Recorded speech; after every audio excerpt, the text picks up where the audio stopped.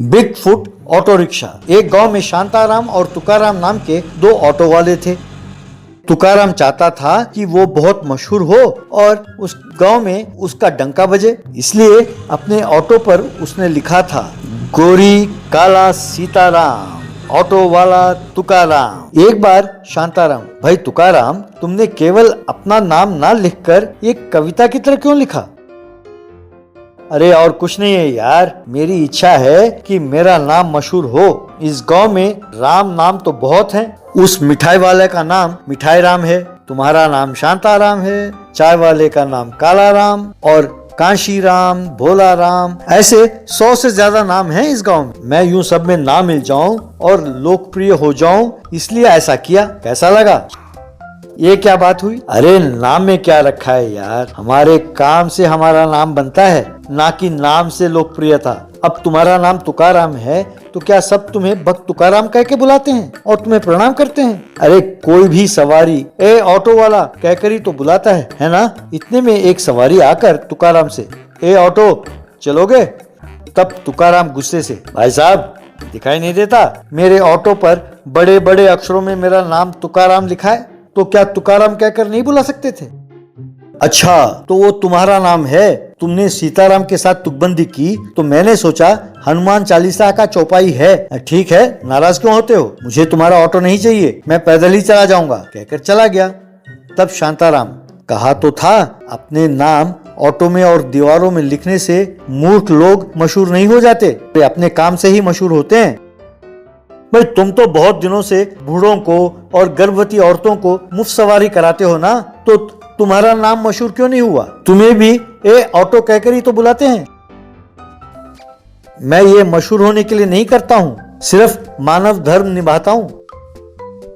ए शांताराम, बंद करो ये बकवास। मैंने एक फिल्म में देखा था, जिससे कुछ किया नहीं जाता हो वही धर्म की बात करता है। तुम स्वीकार करो कि तुम नहीं जानते कि मशहूर कैसे होते हैं। अगर तुम में दम है तो 2 दिनों में इस गांव में मशहूर होकर दिखाओ, तब मैं तुम्हारे ये उपदेश सही मानकर मेरा ऑटो और मेरा घर सब तुम्हारे नाम कर दूंगा। और अगर तुम विफल हो गए तो अपने ऑटो के ऊपर मुझे बिठाकर मेरे नाम का जय जयकार करते हुए सारा गांव का चक्कर लगाना होगा, तब मेरा नाम को तुम ही मशहूर करोगे। मंजूर है? बोलो, शर्त मंजूर है?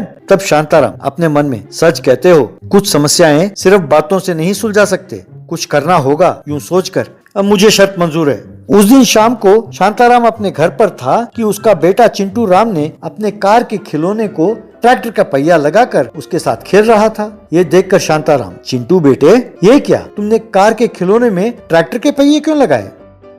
पिताजी, ऐसा करने से मेरा कार अनूठा हो गया है, मेरा दोस्तों में मेरा नाम हो गया, अब सब मुझे इज्जत से देखते हैं, इसीलिए मैं अपने खिलौनों को यूँ अनूठा अनूठा बना रहा हूँ। तब शांताराम को एक उपाय सूझा। उसने तय किया कि अपने ऑटो को अनूठा बनाकर गांव में मशहूर होकर तुकाराम के शर्त जीतने का एक प्लान बनाए। तुरंत अपने ऑटो के 3 छोटे टायरों को निकालकर ट्रैक्टर के बड़े बड़े टायर फिट किया। तब वो बिग फुट ऑटो रिक्शा बन गया। शांताराम ने अपने बिग फुट ऑटो रिक्शा को चलाते हुए ऑटो स्टैंड में तुकाराम के ऑटो के पास जाकर खड़ा किया। इतने में एक सवारी अपने परिवार के साथ आकर तुकाराम से, ए ऑटो, उस बिग फुट ऑटो वाले का नाम क्या है? उसका नाम शांताराम है। शांताराम भाई, तुम्हारे बिग फुट ऑटो अनोखा है, हमें सवारी चाहिए, कहकर बिग फुट ऑटो में चढ़कर बैठे। शांताराम बिग फुट ऑटो को चलाता हुआ जा रहा था। तब ऑटो में बैठे छोटी सी बेटी, वाह, ये बिग फुट ऑटो बहुत बढ़िया है, इतनी ऊंचाई से देखने पर सारा गांव नया नया दिखता है, कहकर खुश हुई। यूं बिग फुट ऑटो से आकर्षित होकर सवारी लाइन लगाकर बैठने लगे। शांताराम की खूब कमाई होने लगी। इस तरह बिग फुट ऑटो एक ही दिन में टॉक ऑफ द टाउन हो गया। फिर अगले दिन अखबार में शांताराम का फोटो और बिग फुट ऑटो के साथ एक बड़ा आर्टिकल छपा। गांव में शांताराम का नाम मशहूर हो गया। शांताराम भाई, तुम शर्त जीत गए। मेरे ऑटो और घर तुम्हारे नाम करते हुए ये कागज में तैयार करके रखा है, कहकर कागज दिया। तुकाराम भाई, हर युग का एक धर्म होता है। कलयुग में युद्ध एक दूसरे पर विजय प्राप्त करने के लिए नहीं, बल्कि एक दूसरे के साथ मिलकर चलना और आगे बढ़ना है। तुम्हारा ऑटो और तुम्हारा घर मुझे नहीं चाहिए। हम हमेशा की तरह साथ साथ चलते हैं और आगे बढ़ते हैं। धन्यवाद दोस्त। Flying motor bike. एक पहाड़ पर एक पैराशूट चलाने वाला व्यक्ति हुआ करता था। उसका नाम किरण था। वो हर आए टूरिस्ट को पैराशूट पर घुमाने ले जाता था। मिले पैसों को वो शाम तक अपने मालिक को सौंप देता था। एक दिन किरण, सर, आने वाले महीने में मुझे 2 दिन की छुट्टी चाहिए सर। मेरी बहन की शादी है और मेरे अपनों को देखे हुए बहुत समय हो गया है सर। जरूर जाओ किरण, तुम तो कभी छुट्टी नहीं लेते। 1 हफ्ते क्या 2 हफ्ते की छुट्टी ले लो। ये लो, ये पैसे भी रख लो, शादी के लिए काम आएंगे, कहते हुए उसे दिया। इस तरह किरण ट्रेन में गांव के लिए निकल पड़ा। फिर स्टेशन के बाहर ऑटो लिया। उसका ऑटो एक ब्रिज के पास रुका। उस ब्रिज पर एक चेक पोस्ट लगा हुआ था। वहां कुछ रौडी और गुंडे लोग खड़े हुए थे। उनका सरदार आशुतोष भी वहीं खड़ा था। ऑटो वाला ऑटो से वहां खड़े रौडी को पैसे दिया तो उसने वो पैसे ले लिए। फिर उसके गेट उठाते ही ऑटो वाला वहां से निकल गया। ऑटो में जा रहा किरण, ये क्या भाई, ये ब्रिज कब बनवाए? इससे पहले तो हम नाव में नदी पार करते थे ना। लगता है सरकार अपना काम कर रही है। और वैसे वे कौन है? क्या बताएं हमारी परेशानी क्या है। इस गांव में आशुतोष नाम का एक बड़ा सा गुंडा है। अभी जो वहां खड़ा था ना, वो कॉन्ट्रैक्ट लेकर गवर्नमेंट के पैसों से इसे बनाया और उसे लगता है ये उसी का ब्रिज है और टोल गेट लगवा दिया। अगर उसके आदमियों को पैसे ना दो तो वो इसे पार नहीं करने देते।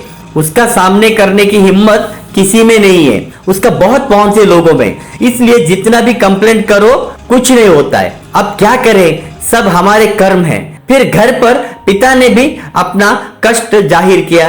मैं भी कैब चलाकर अब 3 महीने हो गए रे। सिटी में अगर कैब चलाए तो मिले पैसे सारे उस टोल गेट को ही देना होता है। उसे पूरी मेहनत बेकार हो रही है, इसलिए काम पर ही जाना छोड़ दिया। पता नहीं क्या करे रे। क्या पापा, इतना अन्याय हो रहा है तो कोई कुछ कर क्यों नहीं रहा है? ये बहुत गलत है। इसका हमें किसी भी तरह मुकाबला करना ही होगा। इसके लिए मेरे पास एक उपाय है। अगले दिन गांव वालों को बुलाकर, मेरे प्यारे गांव वालों, वो ब्रिज के नाम पर हो रहे चोरी का क्या अंत ही नहीं है। सिटी में नौकरी करने वाले, सिटी पर निर्भर जीने वाले, सिटी में काम रखने वालों को नाव में जाना हो तो बहुत समय लग जाता था। अब ब्रिज पार जाने की सोचे तो जेब ही खाली हो जाती है। इसलिए मेरे पास एक उपाय है। उसके ब्रिज के बिना हम सिटी पहुंचे वैसे एक प्लान है। वो है पैराशूट पर पैराग्लाइडिंग। मैं आप में से किसी को रुचि हो तो उन्हें मेरी विद्या सिखाऊंगा। जरूरतमंद लोग कल पहाड़ के पास आइए। बाइक स्कूटर होने वाले उन पर ही आइए। इस तरह अगले दिन लोग पहाड़ पर आए। फिर किरण अपने बाइक को पैराशूट से जोड़ा। देखिए, बाइक पर तेजी से पहाड़ के ऊपर चढ़े तो वो हवा से पैराशूट खुल जाता है। फिर आप जहां उतरना चाहे वहां उतर सकते हैं। आपको सस्ते से सस्ता पैराशूट कहां मिलेगा मैं बताऊंगा।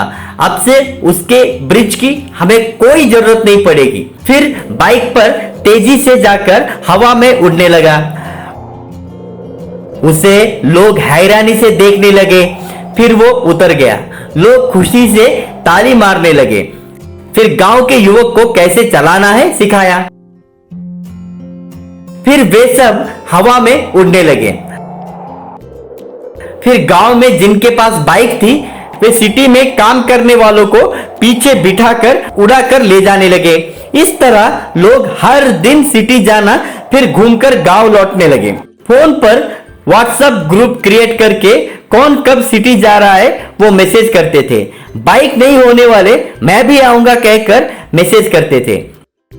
इस तरह एक दूसरे की मदद करते हुए खुशी से हवा में घूमने लगे। यूं ब्रिज के ऊपर से जा रहे थे तो पहलवान आशुतोष को कुछ समझ नहीं आने से देखते ही रह जाते थे। एक भी गाड़ी ब्रिज पार ना होने के कारण आशुतोष की कमाई रुक गई और वो सर पकड़ लिया। टीवी चैनल वाले ये सब कवरेज करके टीवी पर डाले। वो सब लोग टीवी पे देखने लगे। फिर ये बात वायरल हो गया। फिर आखिरकार जिला कलेक्टर तक पहुंची। फिर एक दिन पुलिस वाले आकर आशुतोष और उसके आदमियों को खूब पीटे, उन्हें जेल में डाल दिए। फिर उस टोल गेट को हटा दिए। उनकी परेशानी दूर करने के लिए लोग किरण को शुक्रिया अदा करके उसका सम्मान किए। फिर आखिरकार उस ब्रिज पर सारे व्हीकल्स घूमने लगे।